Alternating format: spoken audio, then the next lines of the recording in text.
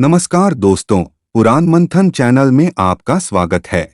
हर मनुष्य चाहता है कि उसे जीवन में खूब मान सम्मान और सुख सुविधाएं हासिल हों, लेकिन केवल कामना करने मात्र से यह सब कुछ हासिल नहीं होता है।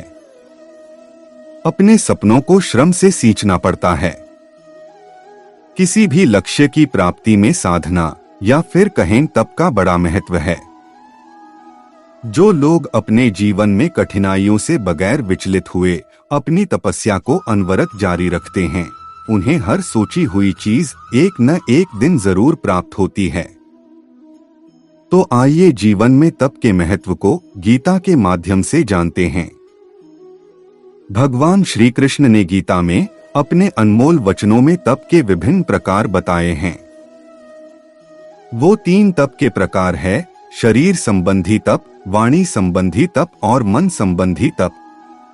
तप का अर्थ है पीड़ा सहना, घोर कड़ी साधना करना और मन का संयम रखना आदि। महर्षि दयानंद के अनुसार जिस प्रकार सोने को अग्नि में डालकर इसके मैल को दूर किया जाता है, उसी प्रकार सद्गुणों और उत्तम आचरणों से अपने हृदय, मन और आत्मा के मैल को दूर किया जाना तप है। गीता में जो तप 3 प्रकार के बताए गए हैं: शारीरिक, जो शरीर से किया जाए; वाचिक, जो वाणी से किया जाए; और मानसिक, जो मन से किया जाए। देवताओं, गुरुओं और विद्वानों की पूजा और इन लोगों की यथायोग्य सेवा शुश्रूषा करना, ब्रह्मचर्य और अहिंसा शारीरिक तप हैं।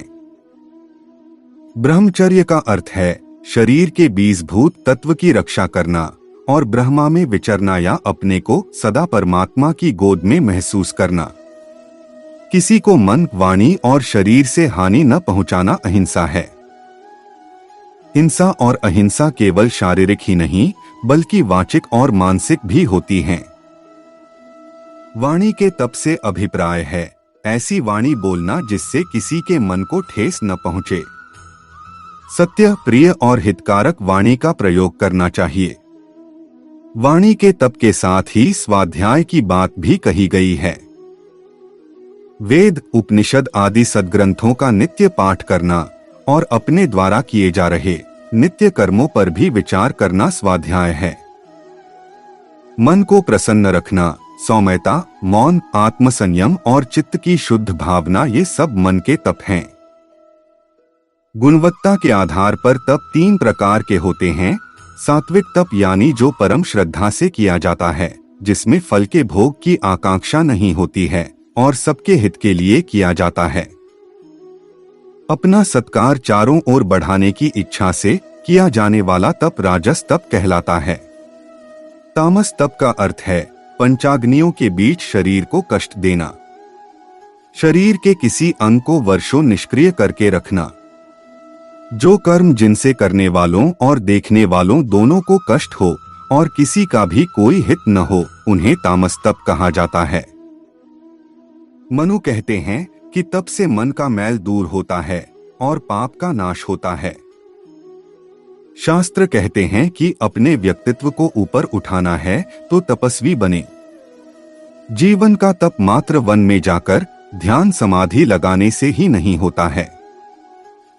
जीवन के प्रत्येक आश्रम यानी ब्रह्मचर्य आश्रम, गृहस्थ आश्रम, वानप्रस्थ आश्रम और संन्यास आश्रम में भी तप किया जा सकता है।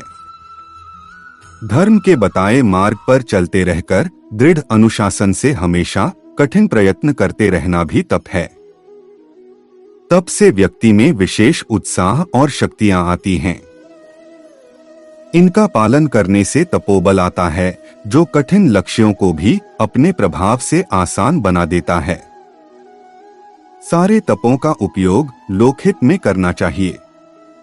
वाणी मनुष्य की सबसे अच्छी मित्र है। इससे व्यक्ति सारे संसार को अपना मित्र बना सकता है या शत्रु बना सकता है। आंख बोली की महत्ता, शब्दों का प्रभाव और वाणी को नियंत्रित और मर्यादित रखें। क्षमा करने पर विद्वान शुद्ध होते हैं। अयोग्य काम करने वाला दान से शुद्ध होता है और छिपाकर पाप करने वाला व्यक्ति जप करने से शुद्ध होता है, लेकिन तप से सभी शुद्ध होते हैं। तपस्या करने पर जीवन से जुड़े सभी पाप बिल्कुल वैसे ही नष्ट हो जाते हैं जैसे साबुन और पानी से बहुत पुराना गंदा कपड़ा भी स्वच्छ साफ हो जाता है।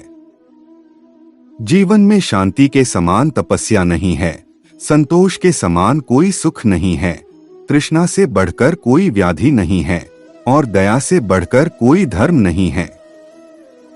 जिन लोगों में विद्या, तपस्या, दान देना, शील, गुण तथा धर्म आदि में से कुछ भी नहीं है, वे मनुष्य पृथ्वी पर भार हैं।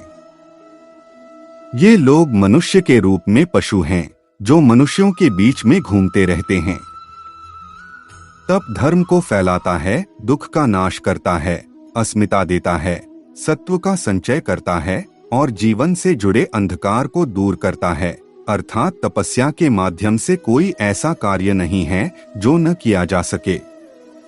वास्तव में जीवन की असफलता का कारण मनुष्य की अपनी कुछ निश्चित भूलें ही हैं। आमतौर पर मनुष्य अपनी असफलता के लिए दूसरों पर दोष मढ़ते हैं। इसके पीछे वजह यह है कि वह स्वयं को इससे मुक्त रखना चाहता है। दूसरी ओर विवेकशील मनुष्य ऐसा नहीं सोचते हैं। वह तो भूलों या गलतियों के लिए स्वयं को दोषी मानते हैं और उसके कारणों की खोज करते हैं और फिर सुधारने का मार्ग ढूंढते हैं। अस्थिर और असावधान मन, कम मेहनत, आलस्य या फिर समय का ध्यान न रखना आदि जैसे अवगुण हमें असफलता की ओर ले जाते हैं। व्यवहार कुशल न होने पर भी हमें असफलता हाथ लगती है। दरअसल हमें हर कार्य में दूसरों के सहयोग की आवश्यकता पड़ती है, लेकिन उचित व्यवहार का प्रयोग न करने के कारण भी हमें उनका सहयोग नहीं मिलता है और हम असफल हो जाते हैं। तपस्या के बिना कोई भी साधना सफल नहीं हो सकती। सुख और स्वस्थ जीवन के लिए छोटे बड़े निराहार तप के प्रयोग भी जरूरी है। सफलता के लिए धैर्य, शिक्षा, कड़ी मेहनत और अच्छा मार्ग होना आवश्यक होता है। सही मायने में सफल और असफल लोगों के बीच सबसे बड़ा फर्क ही यह होता है कि असफल व्यक्ति परेशानियों से निराश होकर अपना रास्ता बदल लेता है, जबकि सफल व्यक्ति लगातार कठिन तपस्या को जारी रखता है। जीवन एक तपस्या है और तपस्या कभी आसान नहीं होती। एक तपस्या के उपरांत दूसरी तपस्या में लीन होने से, स्वयं के इष्ट में विलीन होने से कोई शक्ति नहीं रोक सकती। ये जीवन एक चक्रव्यूह है, इसे तोड़ने का सिर्फ एक ही तोड़ है, साधना। जिंदगी को आसान नहीं, बस खुद को मजबूत बनाना पड़ता है। सही समय कभी नहीं आता, बस समय को सही बनाना पड़ता है। कोशिश करे एक सरल और सीधा सादा जीवन हो। जीवन में ईश्वर हो, नियम हो, संयम हो, दया, प्रेम और परमार्थ हो। न लोभ हो और न लालच ही, न क्रोध हो न वासना ही, न चिंता हो और न भय ही। अपना कर्म करें हम, ज्ञान का विस्तार हो। गृहस्थ जीवन में यही अपेक्षित है। दोस्तों, आशा है आपको वीडियो पसंद आया होगा।